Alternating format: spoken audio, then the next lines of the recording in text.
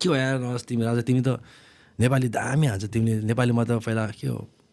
marks दामी आउँथ्यो क्या एक्जाम लिने बेला भन्थ्यो राम्रै थियो म यस्तो लिँदो रहेछ होइन हामी त नेपाली फेल होइन कहाँबाट नेपाली आउँदैन नि त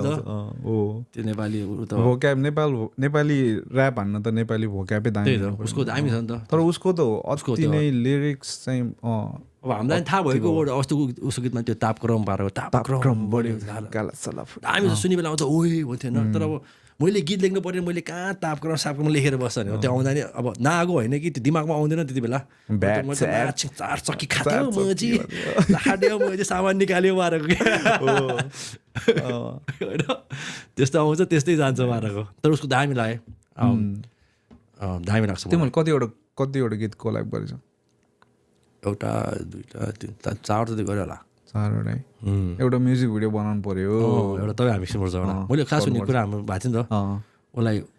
खिच्न लाग्यो हो तर ऊ अलिक स्टोर्सले गएर बिजी भएर अन्त मैले भनिसकेको थियो हाम्रो मिलन थापा दाइले खिच्छु भनेको छ भने ऊ पनि फेरि एक्साइटेड छ ए हो एक्साइटेड गएको छु पनि सो ल खिच्नुपर्छ सैतानको खिच्नु पर्ला है सैतान त मलाई अति भयो सैतान तर जस्ट रिलिज त गरिसक्यो नि तिमीले होइन त्यो रिलिज गर्यो तर त्यो अलि चेन्ज गरेर बनाउनु पर्ने छ किन अगाडि त्यो बाम भन्ने छ नि त्यसले गरेर मेरो त्यो कपिराइट भयो कि हल्का चेन्ज गर्यो भने त